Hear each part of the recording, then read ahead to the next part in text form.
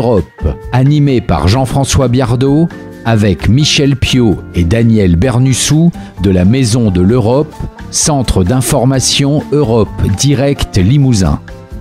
Tout ce qu'on dit sur l'Europe et tout ce qu'on ne dit pas sur l'Europe, eh bien, vous allez le savoir en écoutant cette chronique. Alors, quand on veut nous expliquer qu'on n'a pas besoin de l'Union européenne pour créer un champion industriel, on nous cite Airbus. Alors, Michel, est-ce que c'est justifié ? Alors, en tout cas, c'est une remarque un peu rapide qui laisse entendre qu'Airbus serait une entreprise franco-française et qui n'aurait pas eu besoin de l'Union européenne pour se développer. Alors, comme souvent, la réalité n'est pas aussi simple. Tout le monde connaît Airbus, bien sûr, entreprise implantée à Toulouse, qui fabrique près de la moitié des avions de ligne produits dans le monde. D'ailleurs, les visites de l'A380 sur le site d'assemblage de Toulouse sont très nombreuses et donnent l'impression d'avoir affaire à un fleuron d'industrie française.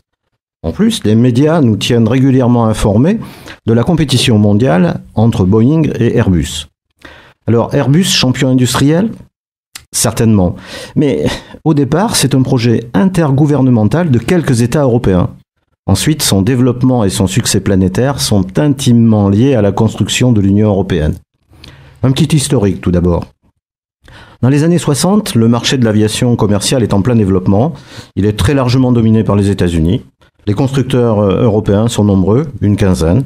Concurrents, obligés de posséder l'ensemble des compétences pour concevoir et fabriquer un avion commercial, ce qui constitue des handicaps à la rentabilité des projets. Alors quelques constructeurs comprennent alors que seule la coopération en Europe peut apporter la taille nécessaire à un succès commercial et industriel. Cette coopération voit le jour en 1969 sur la base d'un accord intergouvernemental franco-allemand pour la construction d'un avion moyen courrier adapté aux liaisons courtes du marché européen. Le gouvernement espagnol rejoint cette coopération 2 ans plus tard et la Grande-Bretagne en 1979. La Belgique et les Pays-Bas s'associeront et participeront à quelques programmes. Alors on comprend bien qu'Airbus s'est constitué à une époque où l'Union européenne était loin d'être ce qu'elle est aujourd'hui. Cependant, il y a une bonne dizaine de raisons de penser que la réussite internationale de cette entreprise, au point de devenir un des leaders mondiaux de l'aviation, n'aurait pu se réaliser sans la construction concomitante de l'Union européenne. Alors, quelques bonnes raisons donc. Airbus est progressivement devenue une société européenne. Elle a adopté le statut juridique de société européenne pour lui permettre de faciliter ses activités au sein de l'espace européen. En effet, ce statut lui permet de porter plus facilement des partenariats entre entreprises de différentes nationalités, de répondre plus facilement à un appel d'offres européen ou encore de bénéficier d'aides communautaires. Ensuite, Airbus est un des principaux bénéficiaires du marché unique européen. Les sites majeurs de production sont implantés dans les pays signataires de l'accord intergouvernemental, c'est-à-dire la France, l'Allemagne, la Grande-Bretagne et l'Espagne. Les avions sont produits selon une chaîne de valeur européenne, chaque site étant spécialisé sur une partie de l'avion. Donc pour l'assemblage final, il est nécessaire de mettre en œuvre une logistique très importante et qui va être considérablement facilitée par la libre circulation des personnes et des biens. Airbus bénéficie pour la mise en service de ces appareils du système unique de certification européen, ainsi que des normes de sécurité communes à tous les pays de l'Union européenne. Donc pour voler en Europe, une seule certification suffit. Airbus a bien sûr bénéficié de l'ouverture du marché européen et donc du développement du trafic aérien. 918 millions de passagers en Europe en 2015.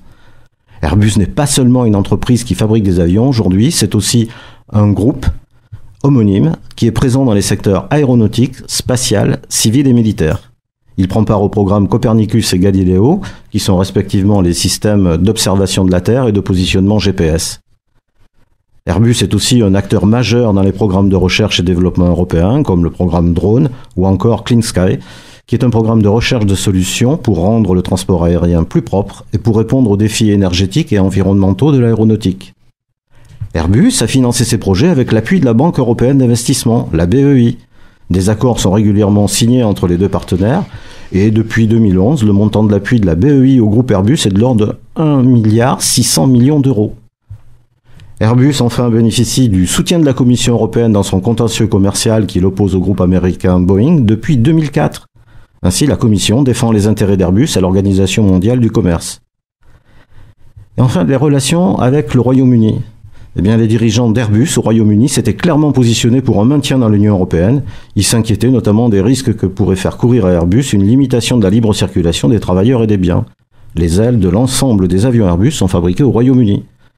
Aussi, Theresa May, la première ministre britannique, a fait du maintien d'Airbus au Royaume-Uni un de ses objectifs, et elle a également exprimé sa volonté de rester membre de l'Agence spatiale européenne ainsi que de l'Agence européenne de sécurité aérienne.